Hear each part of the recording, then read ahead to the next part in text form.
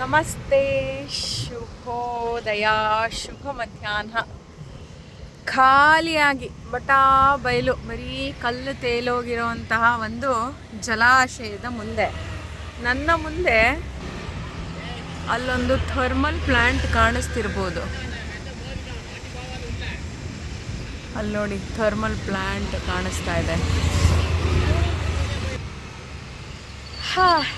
ಯಾವಾಗ್ಲೂ ಕರ್ನಾಟಕದಲ್ಲಿ ಯಾವ ಪಕ್ಷ ಆಡಳಿತದಲ್ಲಿರುತ್ತೋ ಆ ಪಕ್ಷ ಮಳೆ ಬೆಳೆಯನ್ನು ತರೋದರಲ್ಲಿ ಯಾವ ಪಾತ್ರ ನಿರ್ವಹಿಸುತ್ತೋ ಅದರ ಆಧಾರದ ಮೇಲೆ ಈ ಅಣೆಕಟ್ಟಿಗೆ ಸಂಬಂಧಪಟ್ಟಂತಹ ಜಗಳಗಳು ತುಂಬ ನಡೀತಾ ಇತ್ತು.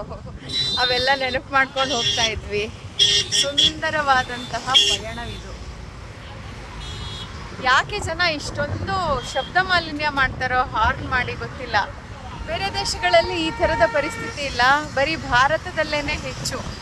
ಆ ಹಾರ್ನ್ ಮಾಡೋವಂಥದ್ದು ಶಬ್ದ ಮಾಲಿನ್ಯ ಆಗತ್ತೆ ಅಂತ ಗೊತ್ತೇ ಇಲ್ವೇನೋ ಯಾರಿಗೂ.